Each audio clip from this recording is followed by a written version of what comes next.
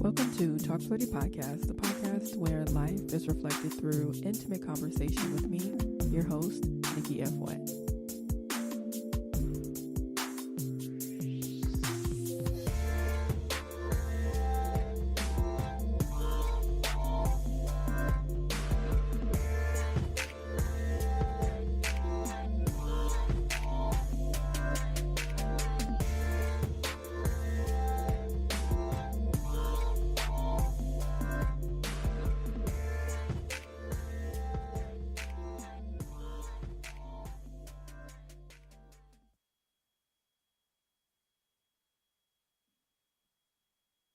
Welcome back to another episode of Talk Flirty Podcast.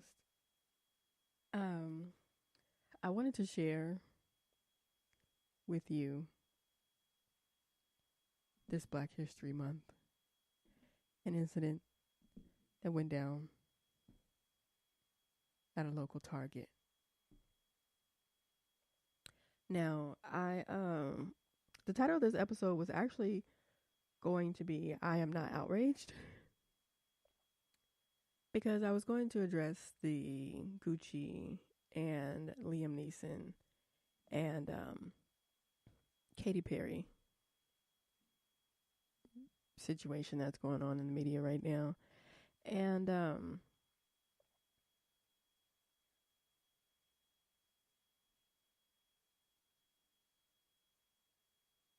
I was looking at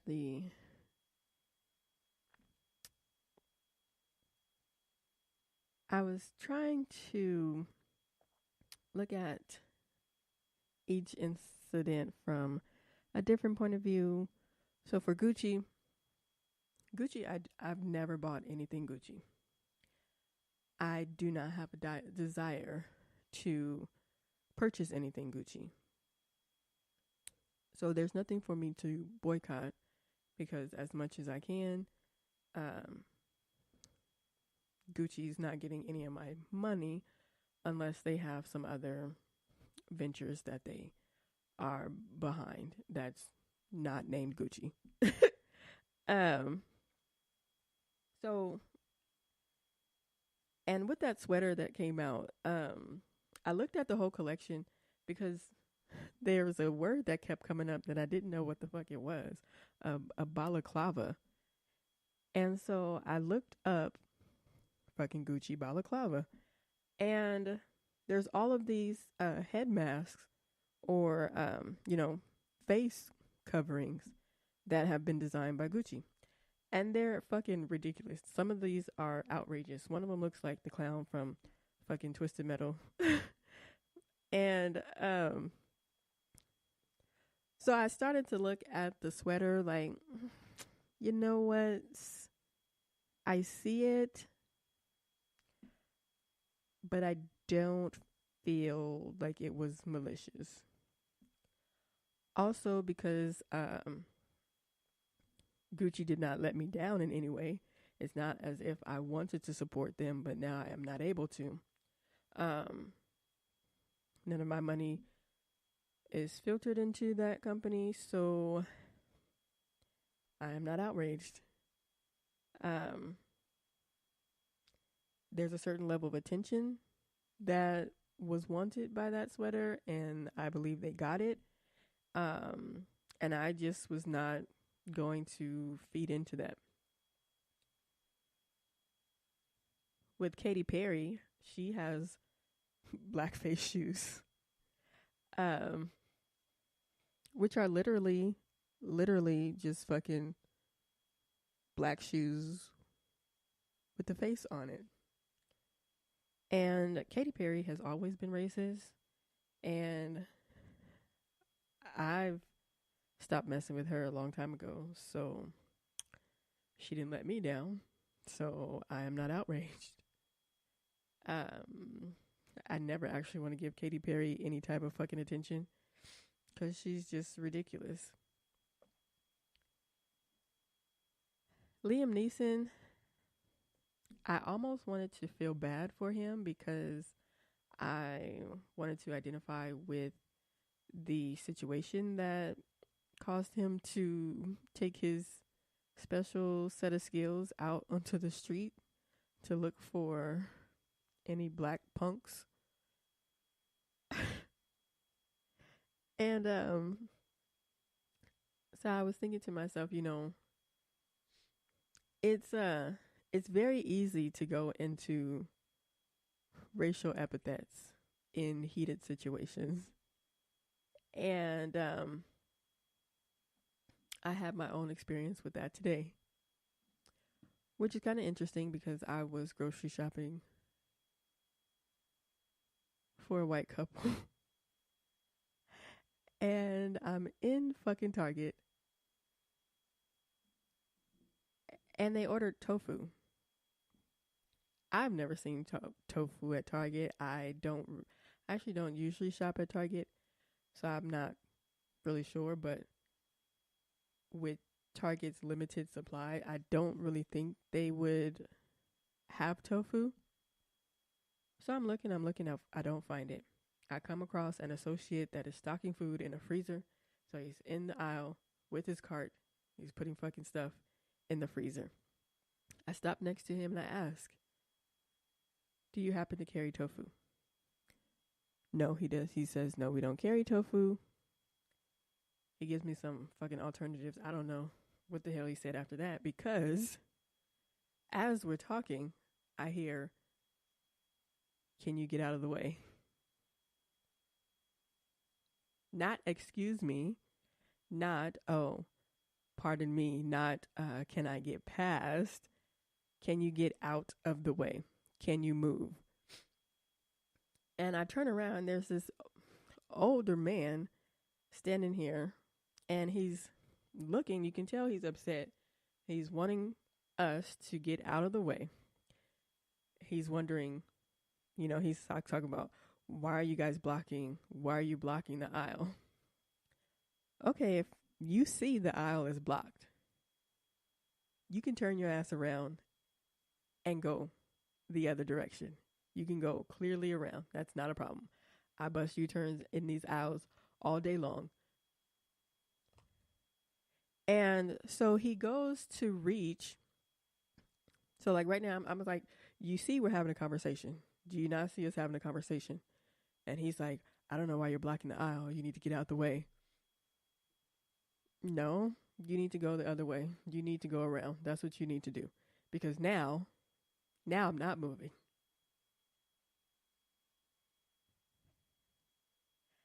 There's a fine line between when you want to de-escalate a situation, but when you clearly come up and you disrespect someone, there's no de-escalating. There's no left cheek, right cheek to turn. There is, it's you or it's me. That's what it is. And so no, I'm not moving. How are you going to get through here? He goes to reach and pull the cart. No, you can't do that, sir. I'm sorry. You're going to have to get the fuck away from me. So I push him. Because now at this point, you're taking action, so I'm going to have to take action too. When you move, I move. Just like that. Okay? So I push him the fuck out the way. He's like, "Don't put your fucking hands on me, you nigger." Okay, sir. You think I give you a fuck about you calling me a nigger? You're fucking uneducated. You don't know that. So I'm in between upset and not upset. Because truly, like I said, it's very easy to go to a racial epithet in heated situations. So if that's what you have, you can have that. But just know that if you want to take it to the next level, I will fuck you up, sir.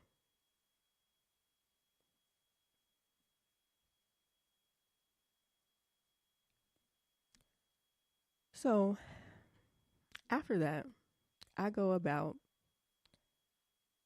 my shopping. And the funniest thing is, nobody said anything. Nobody fucking said anything. The store clerk didn't move. He didn't open his mouth. As a matter of fact, I don't even know where the fuck he went after that. Like, he was standing there, but I'm having this conversation with this man now, so the store clerk has fucking disappeared from my peripheral. Now it's just me and this fucking old ass fucking bastard. And he's like, "Don't put your hands on me, you fucking nigger." And he walks to the back aisle. I don't know what the fuck. He was looking at beverages. So he walks to the back aisle. And okay, well, what the fuck? So now we're just going our separate ways. I come around the corner too, because we were going in the fucking same direction. You want to do all that for no fucking reason when you're just trying to get to the back aisle for beverages. You clearly could have took an alternate route. Or simply asked politely, and I would have gladly moved out of the way for you. But he yells, calls me a fucking nigger. And as I'm coming around the corner, everybody looks up. And I'm like, what the fuck? Everybody looks up and nobody says anything. And like throughout the whole rest of the store, nobody is like looking me in the eye. And I'm like, don't look at me. He the one that's talking about niggers. Y'all better pay attention to him. And so I finished my shopping and it was I wasn't too sure exactly yeah, I wasn't sure how to exactly fucking how I felt, but I don't I don't carry, but I don't go anywhere unprotected. So I had to take a moment to evaluate my feelings, and I just landed on I am not outraged, but I do have a question. My only question is, would you like me to fuck you up, sir? That's it.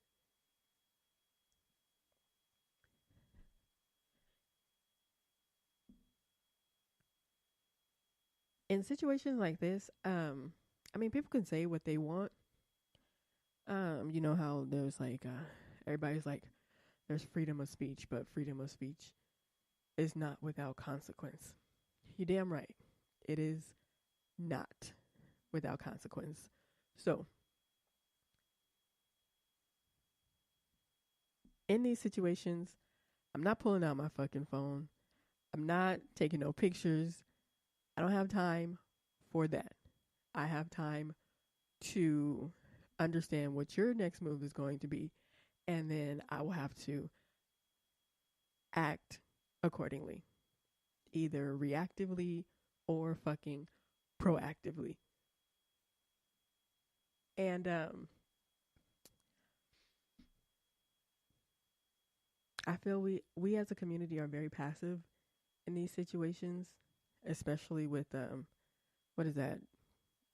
Childish Gambino's "This Is America" won a Grammy or some shit.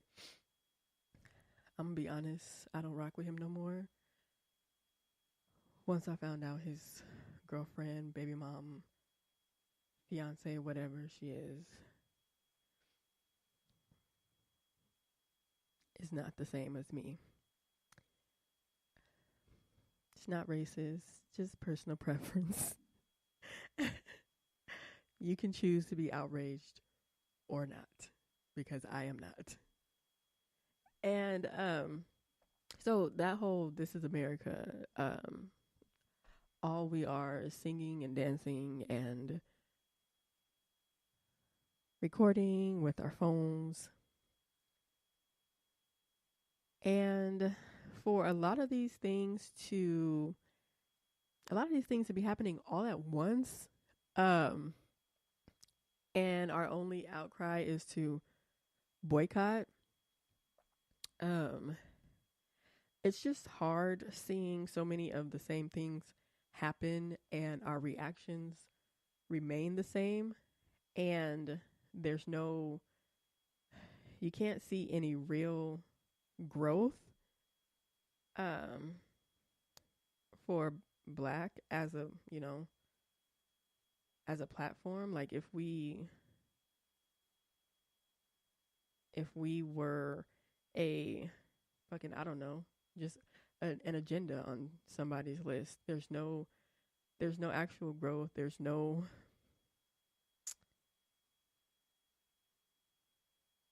I don't think they ever give us a plan. we never or we never create a plan because it shouldn't be about someone giving us a plan. Um, we should be able to mobilize in a way where we can create our own avenues and lanes. Because I understand the whole buying black and supporting small businesses and things like that, but it is very difficult. Like in there's nothing that a black person, well, I'm not going to say nothing, but for the most part, just like Kanye said, a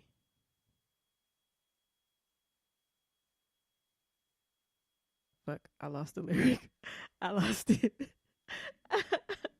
I lost it. But anyways, a white man get paid off of all of that. And whatever all of that is, it is it's kind of difficult. It's kind of sad that we are so dependent on others, others in general. But nevertheless, even with all of the shenanigans that I was dealing with today, man, it was still a productive day. It was still very much a productive day. I've been on 6 buses. I've been on 6 buses. Actually, let me see. 2 there, 2 back. 2 more there, and then 1 more to pick up my car. I've had 7 bus trips today, and it started out pretty cool. It was early morning, so it wasn't a lot of passengers. Once 12 o'clock hit, it was no goddamn seats on none of these buses. I don't fucking understand. Um,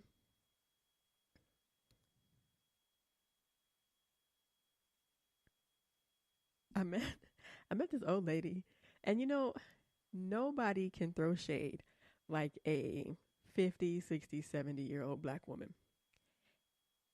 And you can't say anything to her because you just let them say whatever it is that they want to say or what they have to say.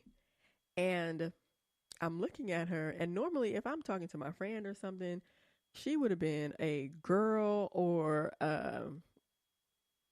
something else in a hot second. But I'm listening to this lady, and she's an older black woman, and the only thing I can think in my head is I wish somebody would fix their mouth to say something disrespectful to my grandma. And so when a older black lady throws shade, she just throws it and you fucking catch it. You can catch it and toss it to somebody else or do what you will, but you're not gonna go back at a older woman. That's if you respect your elders. Um, there is a bit of separation between some of these generations today, but overall, but yeah,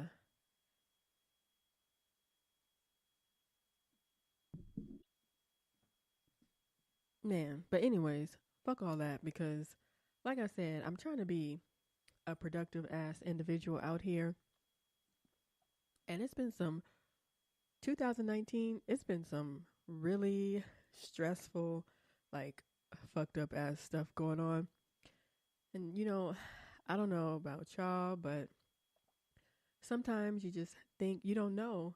You don't know if you need Jesus or if you need dick. Sometimes it's both. So I decided to go on a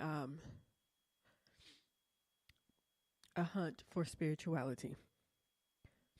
I figured that would probably be the first place to start. And so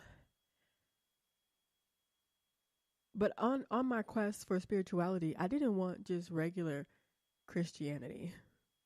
Like, it's Black History Month. Let me go back to my roots and find out what it is, you know, what where did spirituality begin? Now, don't ask me why I decided to look up, you know, like the slave routes. Well, it makes sense because, if we are ancestors of African slaves, then it would help to know where they came from. And that would probably place me in a certain region in Africa. And I should probably start with their religion, right? That was that was my thinking. So somehow I ended up in Angola. I ended up in Angola, and so I'm researching, googling a few things, and I come across like the Encyclopedia Britannica page for Angola, and to the right of the page, there's a little key, a little summary of uh, Angola and their resources and land and things like that. And it says religion. So I look and it says they do not have a religion. And I was like, why? What? Like, no religion? Um, so I keep reading, and there's a paragraph for religion. And it just talks about when Christianity and stuff was introduced. And it doesn't give me any sun or moon or animals to worship. And I feel like I am back at um, square one. So I didn't successfully find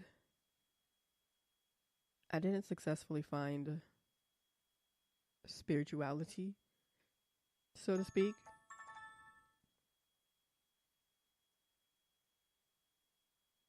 And so I figured, I guess I'm back down to the other option. And before before I wanted to um make any rash decisions about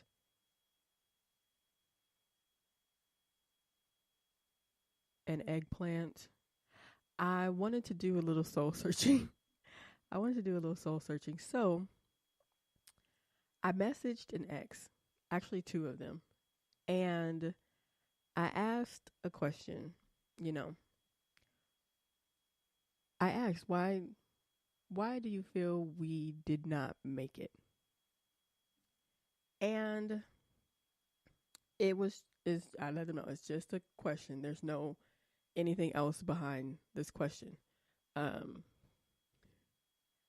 I'm not like friends with my ex or anything like that. Um, but I would like to think that we have a cordial relationship where I can get some honest feedback at this point. And I did actually. I did get some good feedback. And there are a few things that I was able to recognize in myself. And I don't know about y'all, but if you don't have this type of relationship with a past person in your life, you might want to check with maybe an aunt, a good cousin, um, someone who would be able to give you a good self evaluation if you wanted to, you know, ask something about yourself and just get another person's perspective. Um, so, and they responded pretty quickly. I was thinking to myself, like, oh, okay, now I'm going to be waiting for this information and probably getting a little bit anxious, but they responded pretty quickly. And they were really open and honest with their answers. And I discovered, um, one, it was completely my fault. I I wasn't really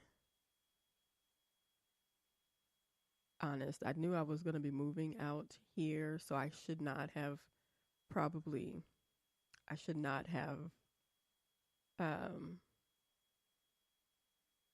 entered into that relationship because there was nothing that was going to stop me from from relocating from California.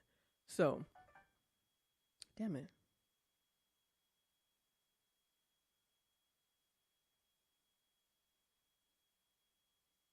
Put that on. So yeah, I knew I was not going to be staying in California. So, I understand that part. Now, I do understand that a lot of things that I do is kind of unconventional. I'm very unconventional in a lot of ways. And there's a lot, well, there's a lot of unconventional things going on in the world today. And I just like to live outside the box, but by reaching out, I wanted to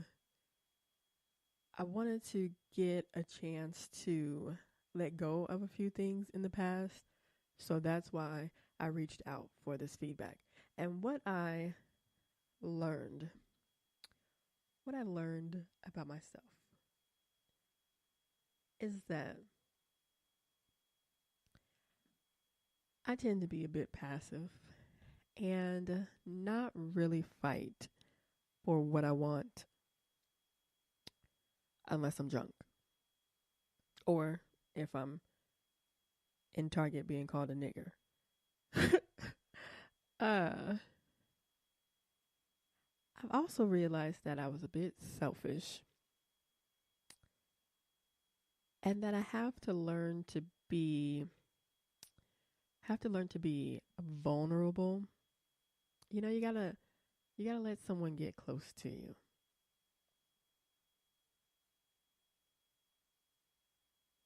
And you can't be afraid to let a person know the real you.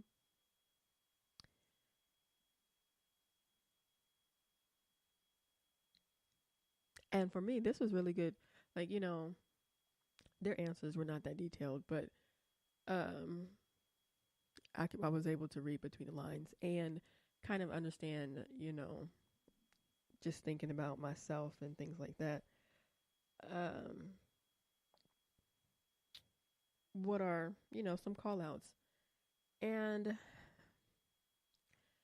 it's good to do that type of self reflecting before deciding or before making any decisions or um, having any desires about anything because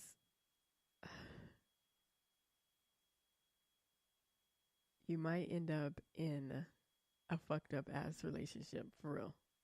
And oftentimes you can't even see it. You can't see it from the inside out.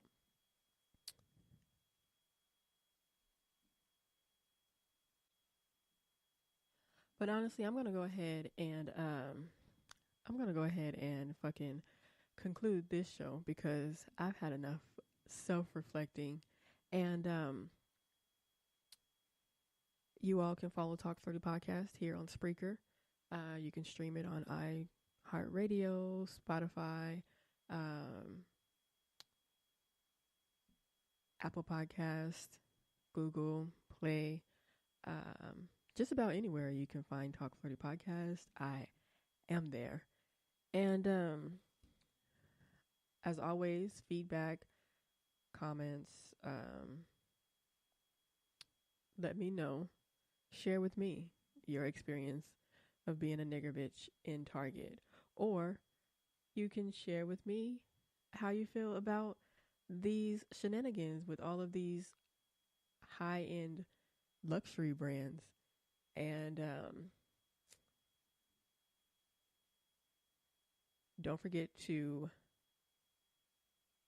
follow or what is it? Facebook Talk Flirty Podcast, IG Talk Flirty Podcast, Twitter Talk Flirty Pod, POD. There's no cast. I don't think I had enough characters. But yeah, so I am not outraged. I'm going to go ahead and eat and be on my productive ass way for the rest of the night. Until next time.